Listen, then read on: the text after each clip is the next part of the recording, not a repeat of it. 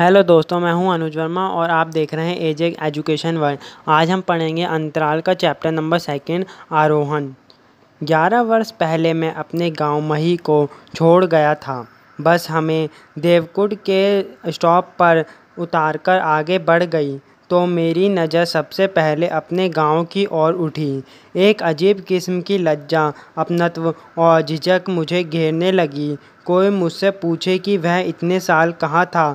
कोई खतो किताब भी नहीं, पता नहीं कौन कहाँ हो। 11 साल कम भी तो नहीं होते। 11 साल बाद भी कोई मुमकिन सड़क ना बन पाई थी। अकेला होता तो क्या सड़क, क्या पगडंडी, मगर साथ कोई ऐसा वैसा नहीं। शेखर कपूर था।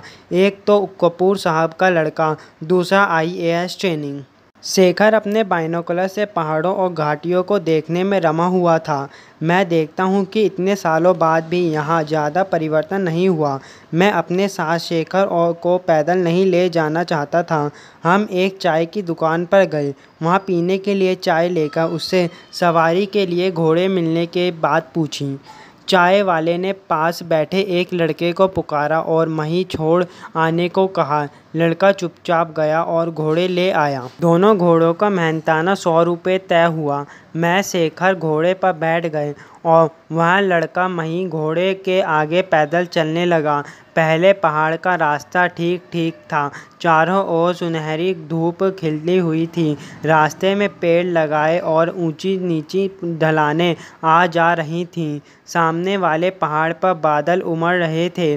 उसके तल में से किसी अदृश्य नारी की आवाज़ में दर्द भरा गीत सुनाई दे रहा था। इस गीत में घोड़े के पैरों की टप्पों का संगम एक अद्भुत संगीत का निर्माण कर रहा था।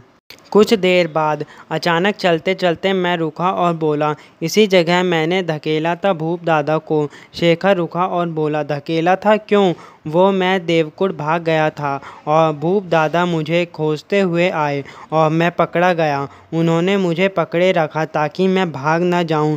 उनसे छुटकारा पाने के लिए मैंने उन्हें धक्का दे दिया। वह स्वयं को संभाल ना सके और फिसल गए और उनके साथ मैं भी खिंच गया। लुढ़कते हुए वे एक पेड़ पर लटक गए। वे स्वयं को दोषी समझ रहे थे। उन्होंने मेरी चोट आदि के बारे में पूछा और वे हंसे। मेरी चोट पर जड़ी बूटी लगाई। उनसे छूटा हाथ मैं आज तक ना पकड़ सका। हम दोनों में पर्यावरण की बात छिड़ गई, जिसके बाद दोनों को कुछ याद ना रहा। शेखर पहाड़ पर चढ़ने के विषय में बताने लगा। बीच बीच में मैं भी अपना ज्ञान प्रदर्शित करता था। इस बातचीत में काफ़ी सफ़र कट जाता है। अब बेहद संकरा और ख़तरनाक रास्ता आ जाता है। दोनों के मन में कुछ डर पैदा होता है, परंतु मही बड़ी कुशलता से घोड़े को निर्देश देते हुए आगे बढ़ाता जाता है। सफ़र काटने के उद्देश्य से शेखर इस बार मुझसे मेरे प्रेम के विषय में प्रश्न करता है। मैं कुछ ना नकुर के बाद शैला नामक अति सुंदर लड़की से अपने प्यार की बात बताता हूँ। मैं शेखर को वह स्थान दिखाना चाहता हूँ जहाँ हमारा प्यार की निशानी थी, लेकिन वह पहुँचकर मुझे झटका लगता है। सब कुछ बदला हुआ था। वहाँ मही से पूछता हूँ, यहाँ छोटा सा मैदान हुआ करता था। मही उन्हें बताता है कि भूस्खलन में वह स्थान दब गया है। मैं बहुत खतरनाक पहाड़ी रास्तों और वहाँ की यात्रा में होने वाली परेशानी की चर्चा करते हुए कहता हूँ कि शेखर उन रास्तों पर यात्रा करने से भयभीत हो जाता है, किंतु महिब घोड़ों को उनके इशारों में निर्देश देते हुए तथा पुचकारते हुए चलता है। किंतु जब सामने भेड़ और एक भोटिया कुत्ता आ गया तो उन दोनों को पैदल जाना पड़ा। महीप की आंखें कुत्ते पर थीं, जबकि हम दोनों की आंखें पीछे पीछे चल रही सुंदर सलोनी लड़कियों पर। शेखर मुझसे पूछता है, उसने पहाड़ की अनेकों चढ़ाई चढ़ी, क्या उसने कभी प्यार की चढ़ाई चढ़ी है? सुनकर मैं अपनी सारी कहानी सुनाता हूँ, जिसमें शैला नाम की लड़की की सुंदरता का वर्णन था। सुनकर महीप ने रूप को चुपके से देखा और चलते लगा। तभी रूप ठिठक और महीप से पूछा, यह पहले चारागाह भी था, अब यह झरना, तू कहाँ लिवाल जा रहा है? महीप बहुत ही अदब से बोला, माही। गांव पास आ रहा था। गांव की सारी बातें मुझे स्मरण हो रही थीं। सुपनी और जंगल, हिमांग का विशाल पहाड़, खेत, घर, अपने साथी दुर्योधन जी का मंदिर इत्यादि। इन सब के बारे में याद आते ही मैं खिल उठा। गांव में लोग मुझे पहचान नहीं रहे थे। उन दोनों गोरे लोगों को देखकर ही गांव में लोगों की उत्सुकता बढ़ गई थी। हम दोनों ने मही से यहाँ रुक जाने को कहा, किंतु किसी ने यह बताने पर कि वह भूप सिंह का पुत्र है, मही किराया लेकर वापस देवकुट चल दिया। जैसे ही मैंने अपने घर का पता लगाने के लिए आगे बढ़ा, उससे एक बूढ़ा दिखाई दिया।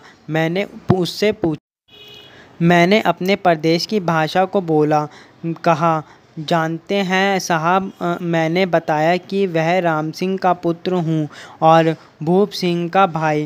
पहले पहले तो बूढ़े को विश्वास नहीं हुआ। किसी ने पीछे से पूछा कि आखिर वे इतने साल कहाँ थे। पर्वतारोहण संस्था, मैंने उत्तर दिया। उन लोगों को मैंने सब कुछ ठीक ठीक बता दिया, किंतु किसी को विश्वास नहीं हुआ। इसलिए थोड़े गुस्से में मैं अपने घर जाने की बात करता हूँ। बड़े भ्राता भूप को सालों बाद देखकर मैं उनके पैरों पर गिर पड़ा और मैं स्वयं को भगोड़े भाई के रूप में बताया। भाई ने भाई को सभी दृष्टिकोण से देखने के बाद पूछा, कब आए? अकेले आए हो? मैंने उत्तर दिया, ये मेरा साथ है शेखर कपूर, मसूरी में IAS की ट्रेनिंग ले रहे हैं। भूप दादा ने क्षेत्रीय भाषा में भाईला चल ग्यार बोलकर हम दोनों के बैग कंधे पर लटका लिए। ये चल पड़ा। तीनों बहुत खतरनाक पहाड़ी रास्ते को पार कर ऊपर पहुँचे। मैं और शेखर के लिए यह दृश्य बहुत रोमांचक था। हम सोच रहे थे, भूप दादा क्या थे, सांप, छिपकली, बनमानुष या आधुनिक रोबोट। जिस तरह भूप दादा धैर्य, आत्मविश्वास, ताकत और कुशलता से मांसपेशियों और अंगों का श्रेष्ठ प्रयोग कर रहे थे, अजीबोगरीब था। जब हम सुबह उठे तो मैंने देखा आसमान बिल्कुल साफ था। सब एक साथ नाश्ता करने चूल्हे के पास बैठे। नाश्ते में चाय, मक्खन की रोटी थी जिनमें नमक मिर्ची के साथ खा रहे थे। खाते हुए ही मैंने भूप दादा से पूछा, पहाड़ पर नया घर बनाने का क्या कारण है? तब भूप ने बताया कि तुम्हारे सिर पर पहाड़ टूटने की कहानी सुनी होगी, लेकिन मैंने इसे अपने पर झेला है। तेरे जाने के बाद इतनी बर्फ़ पड़ी कि पहाड़ी नीचे धंस गई। खेत, मकान, माँ बाप सब उसके दब गए। इसके बाद मैं बहुत दिनों तक भटकता रहा। फिर मैंने बचपन में बाबा द्वारा सुनाई गई चिड़िया तथा गिद्ध की कहानी से प्रेरणा ली कि जब मरना ही है तो मौत से दो दो हाथ करके मर जाएं। यही सोचकर मैं यहाँ आ गया और खेती शुरू कर दी। इसके बाद मैंने शेला से शादी कर ली। हम दोनों मिलकर खेती करने लगे, जिससे खेती अच्छी होने लगी।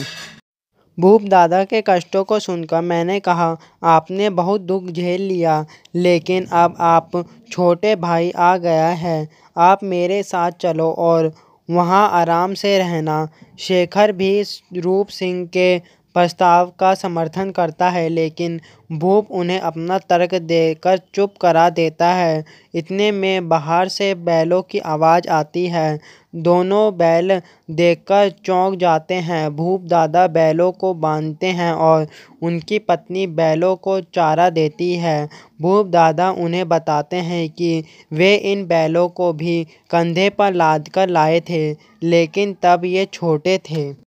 जब हम उनसे नीचे जाने की बात पूछते हैं तो भूप दादा जवाब देते हैं, ये पहाड़ कभी भी धंस सकते हैं। इस वाक्य में बहुत आतंक था। मैं इसे सुनते ही डर के मारे कांप उठा। मैं फिर से भूप को अपने साथ चलने की बात कहता हूँ, लेकिन भूप उनकी बात को सहजतापूर्वक नकार देते हैं। वह कहते हैं कि मैं यहाँ अकेला नहीं हूँ, माँ बाप शेला सब यहीं सोए हैं। वैसे भी ये बैल हैं, मेरी घरवाली है, खेत है, पेड़ है और यहाँ झरना है। यहाँ मेरे पुरोहित की आत्मा रहती है। मैं उनसे अपनी बची हुई ज़िंदगी के साथ इंसाफ करने के लिए कहता हूँ। मैं उन्हें किसी भी तरह अपने साथ ले जाना चाहता था। अगर आपको वीडियो अच्छी लगी हो तो लाइक, सब्सक्राइब और शेयर करना ना भूलें। कमेंट ज़रूर करें।